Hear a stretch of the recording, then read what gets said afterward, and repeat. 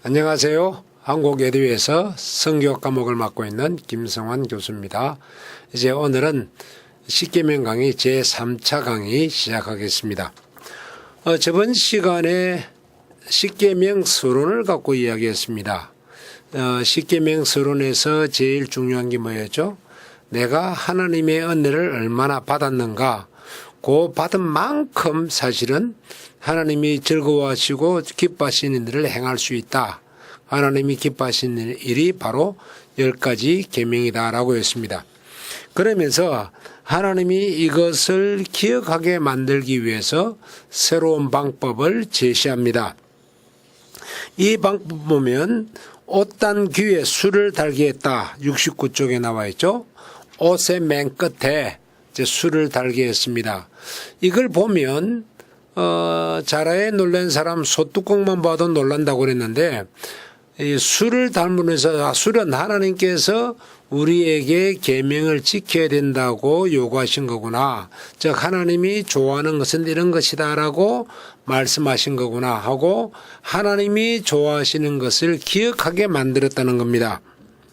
그래서 이 기억하게 만들기 위해서 여러분들 민수기 15장 37절부터 41절에 보면 특히 뒤에 검은 글씨로 쓴 거 있죠. 나는 너의 하나님이 되려 하여, 이 말씀이에요. 정말로 하나님과 우리 사이에 아주 애인과 같은 아주 깊은 사랑의 관계가 되게 하려 너희를 애굽 땅에서 인도하여 낸 여호와 너희 하나님이니라. 여기에 그냥 우리는 애굽 땅 하니까 그거 스핑크스가 있고 피라미드 있고 관광 가기 좋은 땅, 그렇게 생각이 되면 이건 실패예요. 애굽 땅이라는 순간 내가 사단에 매여서 그야말로 고생을 했고 얼마나 힘들었는지 그러한 그 고통을 치루었던 땅, 이런 감정이 있어야 돼요. 거기에서 내가 해방되었다, 내가 이제 풀려나왔다. 그래서 이렇게 풀어주신 분이 여호와 하나님이시구나. 그것을 기억하게 되면 자연스럽게 내가 하나님과 더 가까운 관계되고 하나님과 더 친해져야 된다는 그런 생각을 하게 될 것인데, 그런 생각을 하지 않고 있으니까 이제 그런 생각을 하게 해주려고 옷단에 술을 달게 했다는 겁니다. 뿐만 아니라 문제는 출굽할 때 그 당시에 3개월만 경험한 사람들이죠. 그 3개월만 경험한 사람들은 그 당시 굉장히 흥분할 수 있고 하나님이 참 정말 잘 모시겠습니다, 잘 섬기겠습니다 그렇게 했지만 그 후손들은 그렇지 않아요. 우리도 이제 그들의 후손이죠. 우리가 그런 경험 없었지 않습니까? 홍해를 건너갔던 경험도 없고 그런 경험이 없다 보니까 이걸 어떻게 하면 경험화될 수 있죠?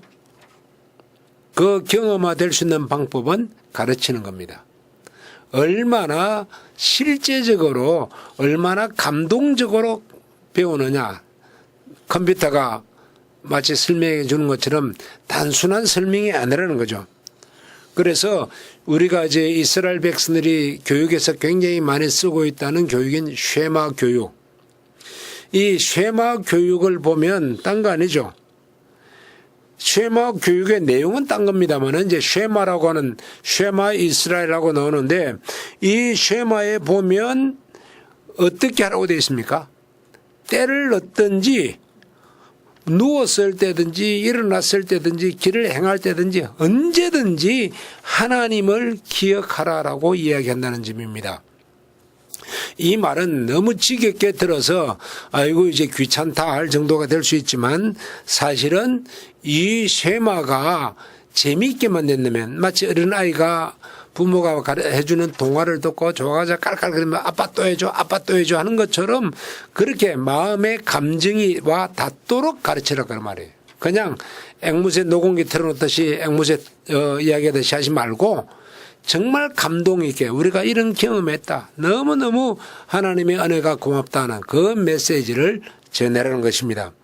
이 쉐마의 이야기의 첫 절, 이 쉐마라고 하는 이 6장 이 4절의 내용을 보면 그거 제가 이스라엘 말로 써놨어요. 쉐마, 거꾸로 이제 이스라엘 말은 오른쪽에서 왼쪽으로 읽어나갑니다. 그러니까 쉐마 이스라엘 야외 엘로헤누 야외 에하드라고 되어 있습니다. 그런데 거기 보면 쉐마 할 때 Y자처럼 생긴 거 있죠. 이제 아인이라고 그러는데 Y자처럼 생긴 글자가 특별히 커요. 그 다음 맨 마지막에 에하드 할 때 그 달렛이라는 글자인데 맨 마지막 글자 보면 또 커요. 구약 성경, 히브리 성경에 이렇게 글자가 갑자기 크게 된 건 하나도 없습니다. 이것이 처음이고 마지막입니다. 그러면 요 큰 글자 두 개를 합치면 어떻게 될까요? 큰 글자 두 개를 합치면 Y처럼 생긴 아인하고 달렛을 합치면 에드라고 읽게 됩니다. 그래서 에드가 합쳐지면 이것은 뜻이 증인이 되라. 위트니스. 너가 하나님께서 어떻게 우리를 사랑하시고 하나님께서 나를 어떻게 구원하셨는가에 대한 증인이 되어라. 그 이야기예요. 그러니까 하나님의 말씀을 우리가 끝까지 전달할 텐데 어떤 입장에서 전달입니까? 그냥 강의하듯이 이런 일이 있어서 자 시험 칠 때니까 맞는지 틀리는지 오해해서 답 잘해. 그게 아니고 내가 가졌던 감정 그 감정을 그대로 증인이 감정하듯이 설명하라는 겁니다. 정말로 흥분될 때가 있었을 거예요. 홍해를 건널 때 얼마나 흥분했습니까? 그야말로 어떻게 바다에 거기에 단단했고 또 나중에는 물이 합쳐졌고 그 이해가 안 되는 그 사건들을 경험하고 난 뒤에 흥분해가지고 너 이해 못하지만 내가 이런 경험했다. 그렇게 이야기하듯이 이야기하라 그 말이에요. 그렇게 이야기하면 어린아이가 부모로부터 그 감정을 어떻게 받죠? 지식으로 받는 것이 아니라 정말로 하나님이 어머니를 사랑했구나. 그 어머니를 사랑했던 하나님이 나를 사랑하는구나. 그렇게 정인의 형태로 계속 전달되게 하라는 그 이야기예요. 그런데도 불구하고 지금은 그런 전달이 느낌이 없죠. 전달의 느낌이 없이 그냥 이런 일이 있었어. 알겠지? 잘 기억해. 누가 질문하면 대답 그렇게 하는 거야. 감정이 없는 그런 전달을 되면 안 된다. 그래서 하나님께서는 쉐마라고 하는 독특한 이스라엘의 문화를 만들어 주셨습니다. 증인으로서의 문화란 말이에요. 우리에게도 동일하게 이 십계명을 주셨을 때는 우리가 선교 현장에 가서 어떻게 하라는 거예요? 내 돈 많다. 내 돈 줄 테니까 와. 그렇게 선교하라는 건 아니에요. 내가 비록 돈이 없다고 할지라도 어떻게 해요? 정말로 하나님이 나를 구원하셨습니다는 것이 그대로 느껴지도록 아주 그냥 생생하게 전하는 거예요. 그것을 지금 쉐마로서 이야기했던 것입니다. 뿐만 아니라 신명기 27장 1절부터 8절에 보면 계명이 눈에 잘 보이도록 하라. 무슨 말이죠? 하나님이 우리에게 행하신 일들이 내 뒷전에 어디 창고에 숨어 있다가 어떻게 찾아내서 필요에마다 한번 말하게 하는 것이 그것이 아니라 항상 내 앞에 있어서 하나님이 나를 이렇게 사랑하시던 것이 내가 항상 감동이 되어서 그래서 이것을 되새기면서 필요로 하는 사람들에게 하나님이 나를 사랑하신 것에 대해서 이야기하고 하나님이 나를 사랑한다 뿐만 아니라 내가 하나님을 이렇게 섬기겠다고 하는 그 이야기를 할 수 있도록 계속 내 삶에 드러나게 해주라는 거예요. 그래서 우리가 일주일에 한 번씩 예배드리면 될 텐데 꼭 그렇게 하지 말고 너 집에서 큐티하라 그러고 성경 읽으라 그러고 집에서 기도하라 그러고 이것이 바로 이런 눈에 잘 보이도록 하라는 것이었습니다. 그 다음에 이제 네 번째 보면 초막절의 율법을 낭독하게 했는데 이 초막절의 율법을 낭독할 때에 서서 들었을까요? 앉아서 들었을까요? 다 서서 들었어요. 아침부터 정오까지라면 몇 시가 될까요? 보통 9시부터 친다고 합시다. 11, 12, 3시간을 서서 들어요. 물론 힘들죠. 하지만은 하나님의 말씀이라는 것을 경청하게 했다는 것입니다. 하나님의 말씀이 절대로 내 삶의 중심에서 벗어나지 못하게 하려고, 내 삶의 중심에 항상 있게 하고, 그것이 율법으로 흔히 말하는 강제성을 가지고 존재하는 게 아니라 하나님의 사랑이 내 마음에서 떠나지 말게 하는 겁니다. 이제 부부들이 결혼할 때는 그냥 뭐라죠? 그냥 깻내가 나도록 서로 사랑한다고 합니다. 그러나 이제 6개월, 1년 지나고 나면 드디어 이제 그 사랑이 부부의 가운데서 떠나가고 삶의 현실이 다가옵니다. 뭐 집을 어떻게 할 거냐, 어떻게 장식할 거냐, 어떤 자동차를 살 거냐, 이런 것이 결국 그 부부 싸움을 하기에는 요인으로 작용하죠. 뭔가 하면 사랑이라고는 근본이 떠나 중심에서 좌측으로 우측으로 이동한 거죠. 사랑이라는 것이 근본으로 자리 잡고 있다면 다음 문제는 문제가 되지 않거든요. 그 이야기예요. 뿐만 아니라 이 초막절에는 외국인들조차도 와서 듣게 했습니다. 그러면 외국인은 예수 안 믿는 사람들이 왜 듣게 했을까? 외국인이 우리나라에 동화되지 못한다면 문제를 일으킵니다.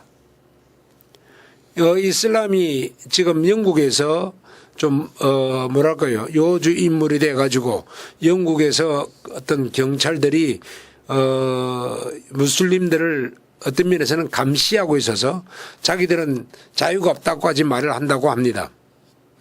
사실은 무언가가 영국인과 동화되지 못한 삶을 살기 때문에 조심한다는 입장이 되어버린 거죠. 만일에 우리나라에도 그렇게 되면 힘들어집니다. 그런데 똑같이 우리나라 문화대로 살도록 가르쳐 놓는다면 그 다음에는 살아가기가, 사실은 그 사람들이 예수를 안 믿는 날짜라도 예수 믿는 사람들은 편안하게 그 신앙을 지키며 살 수가 있습니다. 이 점을 이야기한 것입니다. 그 다음에 이제 제3절에 율법을 기억하게 하는 방법이 있는데 고난을 겪게 하십니다. 여기에 고난이란 것은 무엇인가 하면 하나님께서 일부러 고통을 준 게 아닙니다. 고통이란 것은 내 본질을 잊어버렸다는 것을 깨닫게 해주는 고통입니다. 우리가 잘 아는 대로 집 나간 탕자 이야기겠죠. 집 나간 탕자가 아버지는 딱딱한 사람이야. 내가 돈 달라 해도 잘 안 주고, 내가 이거 필요해도 잘 안 주고, 우리 아버지 마음에 안 들어. 그래서 집을 나가버렸습니다. 돈이 있을 때는 아버지 사랑이 필요 없는 것처럼 열심히 잘 살았는데 나중에 돈이 다 떨어지고 흉년이 들어서 이젠 쥐염 열매를 먹어야 할 판이 되었습니다. 자, 그렇게 되니까 비로소 무슨 생각이 나죠? 아버지 집에 있었더라면 참 잘 먹었을 텐데 다시 본질로 돌아오게 하는 거죠. 본질로 돌아올 때까지 그가 고통을 당하고 본질을 생각하도록 그렇게 하나님은 하신다는 이야기입니다. 그래서 신명기 29장 5절과 6절도 써놨지만 8장 17절과 19절에 보면 두렵건대 내가 마음에 이르기를 내 능과 내 손의 힘으로 내가 이 재물을 얻었다 할까 하노라. 그렇지 않다는 것을 깨닫게 해주겠다고 하신 것입니다. 그러면 그렇게 하지 않고 계속해서 살 수 있는 방법은 뭐냐? 아까 세마 이야기한 대로 법도를 항상 가르쳐라는 거예요. 그런데 가르쳐라 그러니까 선생님이 학생을 가르친다, 부모가 자녀를 가르친다라고 생각할 수 있습니다. 그것만 가르치는 게 아니라 내가 나를 가르치는 겁니다. 그게 뭐죠? 스스로 성경을 묵상하는 훈련, 흔히 말하는 경건의 시간이라고 그러고 큐티라고 하는 그 시간을 가져야 되고 그 시간에 훈련을 받아야 됩니다. 이것을 하나님은 요구하신 것입니다. 이제 73쪽에 제4절 봅니다. 그러면 십계명을 주신 목적이 뭐냐? 우리가 한 번 더 복습해보는 입장으로 보겠습니다. 하나님은 거룩하신 분이다. 내가 너희를 구원한 것은 우리가 처음에 십계명의 4대 기능이 있었죠. 하나는 불신자를 깨닫게 해가지고 신자가 되게 하고, 또 하나는 불신자가 끝까지 반항하게 되면 너는 할 수 없이 멸망으로 빠져야 된다고는 멸망의 근거가 되겠습니다.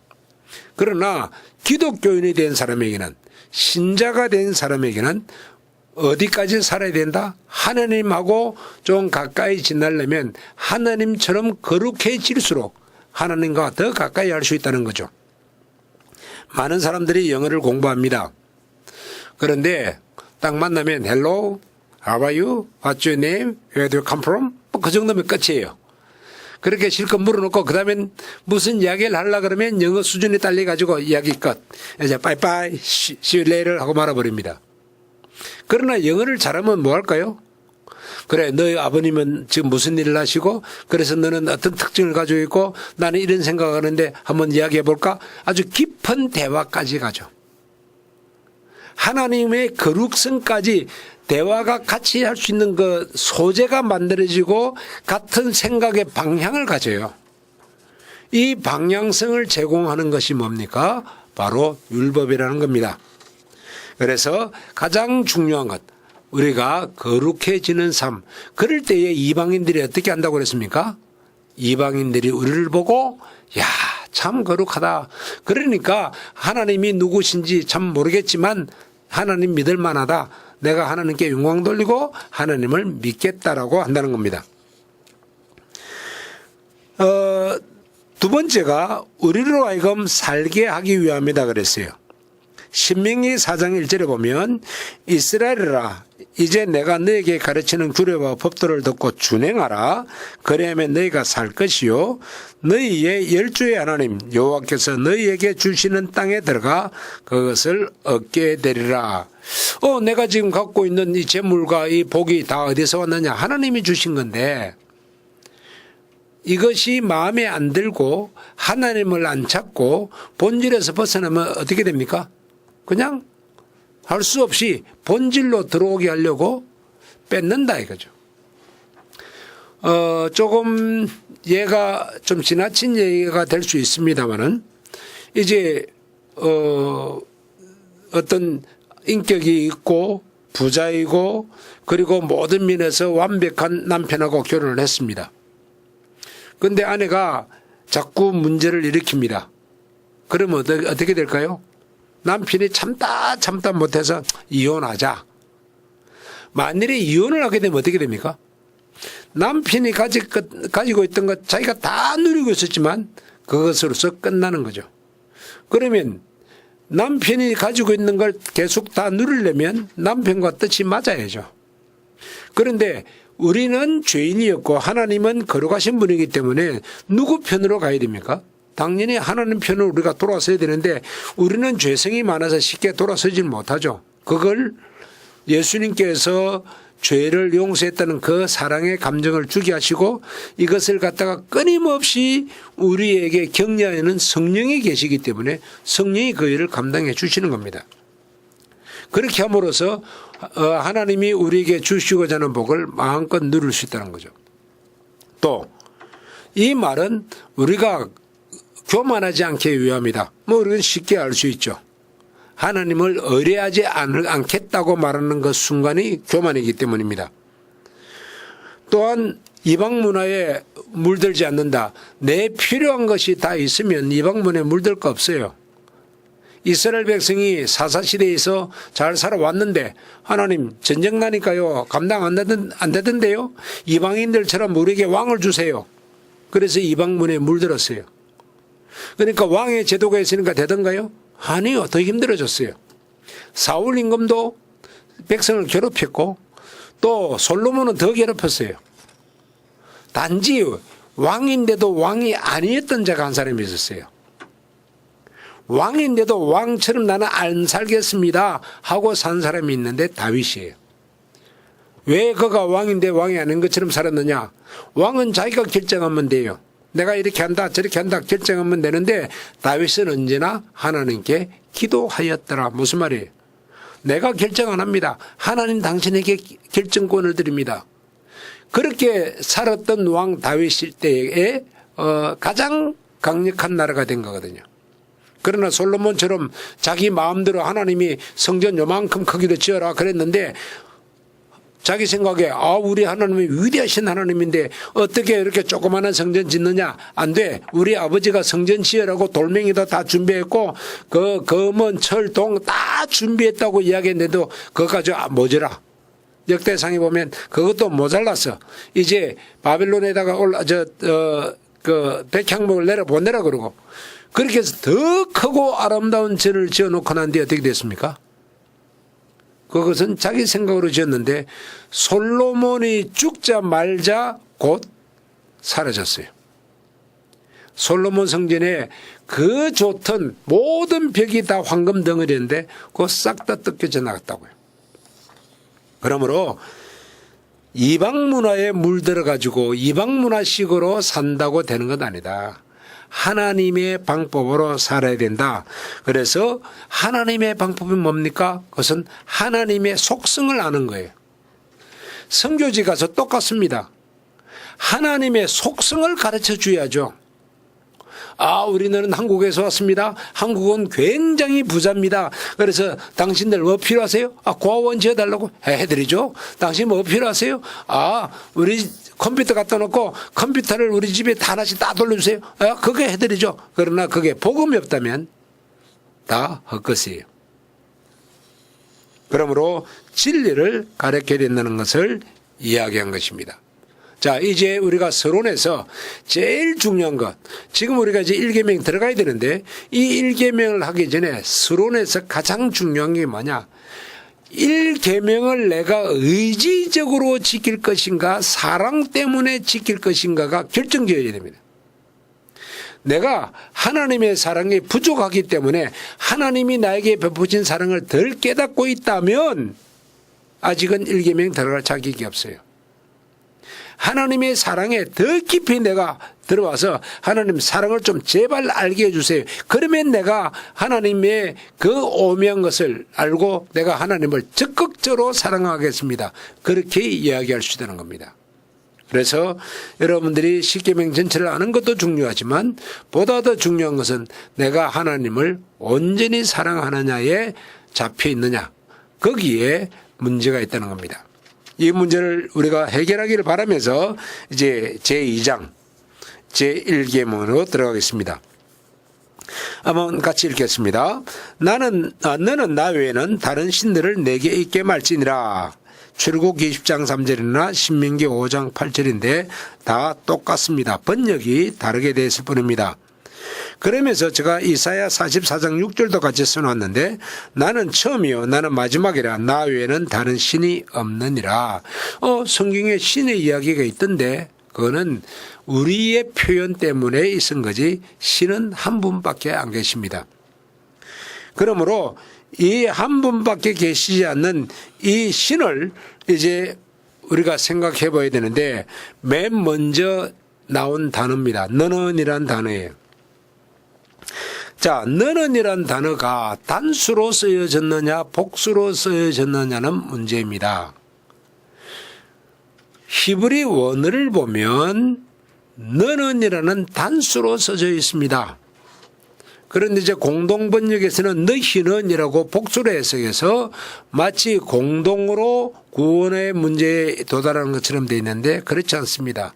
하나님은 각 한 사람 한 사람 공동체도 중요하게 보지만 각 한 사람 한 사람마다 우리가 어떻게 살아야 되는가를 말씀하고 있는 겁니다. 너는 단수 호칭이 그러니까 하나님은 바로 나에게 지금 한 사람 한 사람에게 이야기하고 있다는 것을 기억하시기 바랍니다. 두 번째는 나 외에는이라고 번역이 되어 있습니다. 이 문제가 상당히 이제 많은 학자들이 논하는 부분인데 나 외에는 말에 대해서 내 옆에서 내 면전에서 나의 곁에서 이런 이제 번역들이 나오고 있습니다만은 저는 이것이 크게 문제되지 않는다고 봅니다. 이유는 하나님과 동행하는 삶 자체를 우리에게 전제를 하고 있기 때문입니다. 하나님이 우리와 동행한다는 그 삶의 자체는 고린도전서 3장 16절에서도 말하고 있습니다. 너희가 하나님의 성령의 전인 줄을 알지 못하느뇨. 성령이 우리 속에 내주하고 계신다는 걸 이미 말하고 있기 때문에 뭐 면전이나 옆이나 곁이나 그것은 큰 문제가 되지 않는다. 하나님과 동행한다는 것을 볼 수 있습니다. 단지 강조하고 싶은 건 뭐냐? 마르틴 루터가 종교 개혁을 할 때에 굉장히 중요하게 생각하고 자기의 종교 개혁의 하나의 모토로 삼았던 단어가 있는데 코람데오입니다.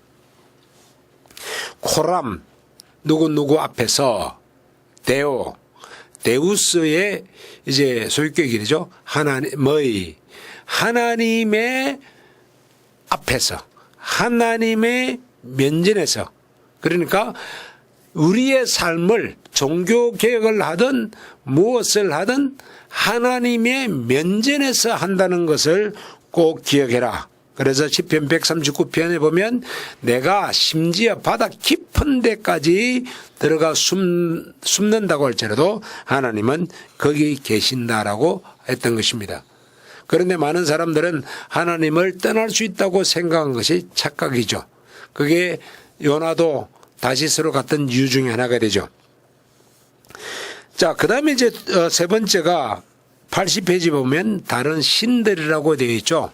이 다른 신들이 여호와는 유일하신 신으로 이야기했는데 여기는 왜 다른 신이 있을까? 그거는 하나님 입장에서 본 것이 아니라 우리 입장에서 우리가 귀신들을 섬기는 것을 마치 신을 섬기는 것처럼 유일하신 하나님을 섬기기 때문에 그렇게 표현한 것뿐이지 절대로 신은 없습니다. 그 다음에 말지내라는 제가 제유법에서 설명했기 때문에 넘어갑니다. 그러면 1계명을 지키게 하기 위해서 어떻게 하라고 했는가? 1계명을 지키게 하기 위해서는 성경에서는 누누이 유일하신 하나님이라는 것을 강조한다는 겁니다. 여러분들 어린아이 자랄 때 심겨진 그 내용은 끝까지 뇌리 속에 남아 있습니다. 우리나라에서 너무 슬픈 일이 있었죠. 세월호가 침몰하는 바람에 정말 앳된 우리 미래의 희망들이 죽었습니다. 그런데 거기에서 죽음을 당하지 않고 살아나온 우리 학생들이나 또 슬픔을 당한 부모님들이나 또 그 학교는 다시는 죽기 이전으로 못 돌아갑니다. 이미 환경은 바뀌어버렸습니다. 이것은 무엇을 말하는가 하면 한 번 경험은 끝까지 나를 지배한다는 겁니다. 그 지배가 너무 심해서 비정상적으로 살게 만드는 그 충격을 트라우마라 그렇게 이야기하죠. 그런데 예수님은 하나님은 우리 자녀들이 출생할 때부터 뭘 가르치느냐? 하나님 외에는 다른 신이 없다는 것을 확실하게 가르쳐라. 실제인 진리를 확실하게 가르쳐라. 그래서 성경에서도 나는 유일하신 하나님이란 걸 누누이 말씀하신다는 거죠. 신명기 6장 4절에서도 우리 하나님 여호와는 오직 하나인, 하나만 해도 되는데 오직까지 붙여가면서 오직 하나인 여호와시다. 그리고 아까만 읽었던 이사야 44장 6절에서도 나는 처음이요 마지막이다까지 이야기하고 있다는 것입니다. 이처럼 유일하신 하나님을 강조하기 위해서 또 하나의 인간들이 쓰고 있는 감정적 요인을 활용하셨는데 질투하는 하나님이다. 내가 지금 과자가 100개가 있어요. 이 과자 100개가 있는데 너 하나 먹어라, 너 하나 먹어라 다 주면 돼요. 그런데 과자가 하나밖에 없어요. 그럼 어떻게 해요? 주기가 아깝죠. 이거는 하나라는 생각 때문이에요. 마찬가지로 하나님은 한 분밖에 없기 때문에 내가 하나님을 놓치는 순간 내 인생이 바뀌기 때문에 나는 못 놓친다. 이것이 강하게 믿음으로 작용해야 되는데 그 믿음으로 작용하지 않고 뭐 신은 여럿이 있으니까 나 알아서 믿어. 그러면 안 된다는 거예요. 제대로 진리를 가르쳐라 하는 이야기입니다. 그 다음에 이제 세 번째 보면 제3절의 83쪽 유일하신 하나님을 인식하는 방법이 있는데 하나님은 유일하다, 하나밖에 없다는 것을 가르치기 위해서 성질이 서로 다른 것끼리 만들어서 사용하지 마라. 씨를 뿌릴 때 종자를 섞어서 뿌리지도 말고 다른 종자끼리 교배시키지도 말고 옷을 짤 때에 두 종류의 섬유를 섞어 짜지도 마라. 결을 내어서 농사를 지을 때에 소는 소끼리, 낙타는 낙타끼리 해야지 낙이와 혹은 소 이렇게 섞여 사지 마라. 이유는 뭔가 머릿속에 순수함, 오로지 하나님밖에 없다는 것을 기억하게 하는 것이에요. 두 번째가 나타나는 것이 하나님의 절대 주권이라는 것입니다. 이거는 이제 흔히 이제 칼빈주의를 이야기할 때에 칼빈주의가 뭐냐라고 질문하면 대부분 사람들이 그럽니다. 예정론 그럽니다. 아니요. 칼빈주의의 가장 핵심은 하나님의 주권이라는 겁니다. 하나님의 주권만이 칼빈 사상의 핵심인데 그 하나님의 주권이 구원의 문제에서 어떻게 표현됐는가 그것이 예정론이에요. 그런데 이 예정론조차도 물론 6가지 예정론이 있습니다마는 그 예정론이 잘못 와전되어서 모든 것이 하나님이 결정해서 이끌어가는 것처럼 이야기합니다. 그건 결정론이죠.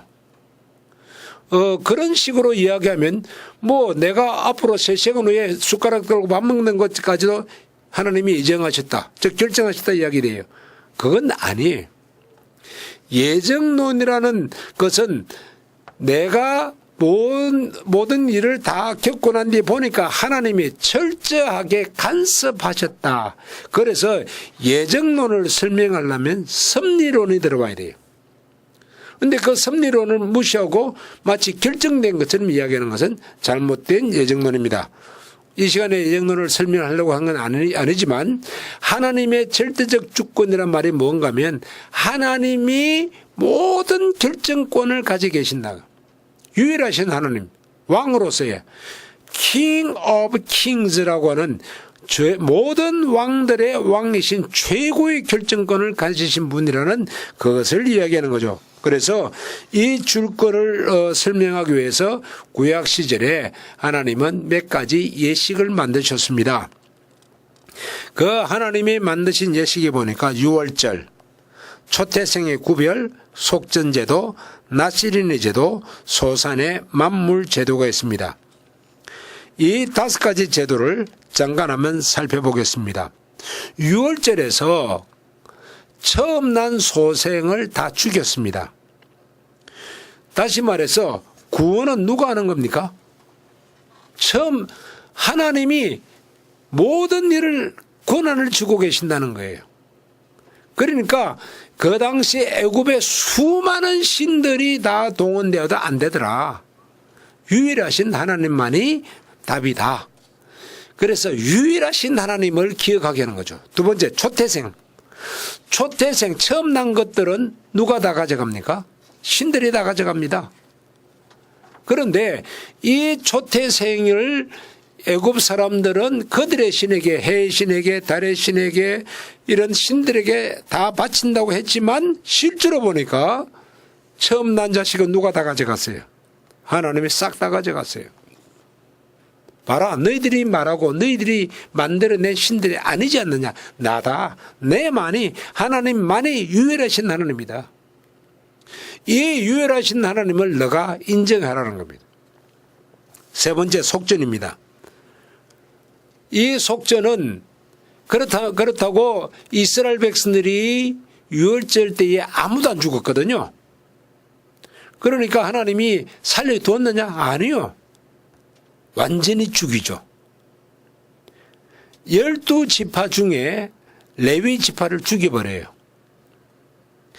12지파 중에 레위 지파를 계수에서 빼버린다는 말은 뭐예요? 넌 죽었다는 뜻이에요. 그런데 계산을 해보니까 12지파 중에 레위 지파에 있는 장남의 수가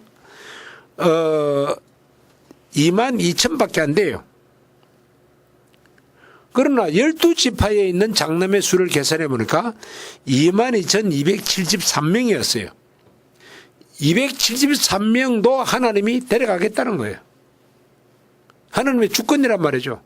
그러니까 유일하신 하나님이 달라니까 누구에게 뭐 방해를 할 수 있도록 다른 신이 가서 우리 여호와 하나님이 저렇게 못하도록 막아주죠. 그것도 안 되고, 다시 말해서 하나님의 이길 아무도 없으니까. 그래서 하나님이 사람이 없으면 돈이라도 내놔라. 그래서 속전을 5세겔씩 받았죠. 그래서 1365세겔을 받는 겁니다. 이것은 하나님만이 모든 것을 결정할 수 있는 하나님이다 하는 것을 이야기합니다. 그 다음에 나시린의 서원이 있습니다. 나시린의 서원은 우리가 다음에 또 한번 깊이 다뤄야 할 문제입니다. 흔히들 나 금식 기도했다. 나는 40일 금식했다. 그러니까 지금 나는 깨끗한 사람이고 나야말로 이젠 복을 빌면 하나님이 들어주실 거야. 과연 그럴까요? 나시린 서원을 하고 나면 무엇을 하게 되어 있죠? 제일 먼저 드리는 제사가 속죄 제입니다. 하나님, 나는 죄인입니다 라는 이야기입니다. 뭐와 같은가 하면 저녁에 여러분들이 저녁에 얼굴을 보면 깨끗합니다. 그런데 밝을 때 그 얼굴 그대로 밖으로 나오면 어때요? 온데 흠이 있고 티가 있대요. 이번에 아마 텔레비 화면이 화질이 굉장히 좋아지는 것 같습니다. 그러니까 이제 배우들이 걱정이래요. 탤런트들이 걱정인데, 얼굴에 전에는 화장을 해가지고 대충 숨기면 멀리서 보면 아주 예쁜 얼굴로 보였는데, 이제는 그 모공까지 다 드러나 보이니까 어떻게 그 얼굴을 예쁘게 할 것인가, 그 걱정을 해서 지금 고민을 하는 겁니다. 마찬가지로 여러분들 금식을 하면 내 영이 맑아져서 내 눈이 보입니다. 아이고, 나는 이거 죄로 안 봤는데 이것도 죄가 있구나. 이 죄를 보는 순간 하나님은 뭐라고 그럽니까? 죄가 홀이라도 있으면 지옥 간다 그랬어요. 홀이라도 있으면 구원받지 못한다 그랬어요. 이 죄가 보이는 순간 어떻게 합니까? 하나님과 교제하려니까 하나님 이 죄 용서해 주세요. 그래서 내 죄가 드러나게 하는 것이 바로 금식이지, 내가 드디어 성령의 충만을 받고 내가 드디어 그냥 엄청난 능력을 받아서 불 받아라 하면 불 받게 되는 그것이 아니라는 사실입니다. 실제로 성경을 보면 시편에 보면 금식했다는 말을 뭐로 표현하고 있느냐? 내가 내 영혼을 괴롭게 하였더니 라고 이야기합니다. 뒤에 이제 우리가 다룰 텐데, 내 영혼을 내가 괴롭게 하는 것이라고 표현합니다. 다시 말해서 내 영혼이 언제 괴롭습니까? 하나님의 복을 받고 있는데 괴롭습니까? 아니죠. 하나님의 복이 아니라 죄가 드러나는 순간 나는 괴로워질 수밖에 없죠. 하나님이 나를 벌하실 거라고 생각하기 때문에. 아니면 하나님이 나를 벌은 안 하신다 할지라도 하나님이 당분간 교제를 끊을 수 있어요. 마치 아브라함이 첫 하가를 얻은 다음에 이스마엘을 낳고 난 다음 얼마나 교제가 단절됩니까? 13년이란 교제가 단절돼요. 이게 겁난다는 거죠. 그래서 내가 어떻게든지 하나님과 가까이 가고 싶은데 내 죄를 들여다보게 하는 게 뭐예요? 금식하는 거예요. 그렇기 때문에 금식을 잘못 판단하면 안 됩니다. 이것이 하나님께서 우리의 영혼을 얼마나 맑게 하셔서 유일하신 하나님만 바라보게 하겠느냐는 것. 다섯 번째, 소산의 만물을 헌물하는 제도. 누가 감히 소산의 첫 것을 가져가요? 앞에는 인간의 첫 생육된 자, 소위 장남도 가져가신 하나님이 어떻게 이런 소산의 만물을 안 받으시겠습니까? 당연히 소산의 만물은 드리는 게 오는 것이죠. 이 소산의 만물은 다른 말로 표현해서 하나님, 여호와 하나님만이 유일하신 하나님입니다는 신앙 고백입니다. 그런데 이러한 신앙 고백이 오늘날 여러분들이 농사를 짓는 것도 아닙니다. 어떻게 할까요? 그것이 11조예요. 정말 유일하신 하나님의 것입니다는 하나님의 것이라고 고백하는 하나의 순서예요. 그것을 돈의 액수를 가지고 따져가면서 이거 가지고 11조를 해야 되니 말아야 되는 그러한 좀 무언가가 성경의 본질에서 벗어나는, 물론 11조 돈의 액수 갖고 따지는 것은 본질이 아닙니다. 그러나 하나님이 유일하시다는 하나님의 그 고백을 하게 하려고 하나님이 만드신 제도에 대한 그것을 논한다면 이것은 본질을 하나님과 함께 한번 논쟁하자는 이야기밖에 되지 않습니다. 여섯 번째로 거룩함을 나타내는 것들입니다. 그래서 거룩하지 않는 것들은 너희들에게서 제거하라는 거예요. 첫째 뭐가 있습니까? 해산한 여인의 정결규례. 해산한 여인에게 피가 깨끗하지 않다고 합니다. 남자아이를 낳으면 33일 동안 몸을 조려야 되고 여자아이를 낳으면 66일을 조려야 된다고 합니다. 과학적으로 의학적으로 제가 조사해보지 못했습니다마는 분명한 것은 성경에서 그렇게 말했을 때는 이유가 있다는 거예요. 정열, 피가 깨끗하게 되는 기간이 33일, 66일이에요. 이것은 하나님 앞에서 깨끗하게 살아라는 거예요. 깨끗해질 것을 요구하는 거예요. 두 번째는 문둥병. 우리가 이 문둥병에 대해서는 그 문둥병 걸린 사람들 자체까지 멀리하는 건 아닙니다. 이것은 하나님께서 옛날에는 이것을 벌로서 내렸다고 했기 때문에 너희들이 벌 받았다는 게 뭐냐? 죄 때문에 벌 받거든요. 게하시가 뭐에 문둥병이 됩니까? 하나님의 그 말씀을 어겼기 때문에 벌 받아서 된 거니까 마찬가지로 너희들은 죄를 없이 하면 문둥병이 없으리라 그러거든요.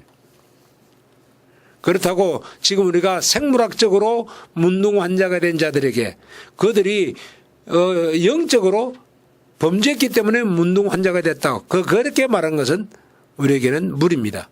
도리어 생물학적으로 질병에 든 자들에게는 그들을 더 따뜻하게 보호해주고 그들을 우리가 잘 섬겨야 될 줄 압니다. 그 다음에 유출병. 이것도 우리의 몸에 정결치 못한 병으로 봅니다.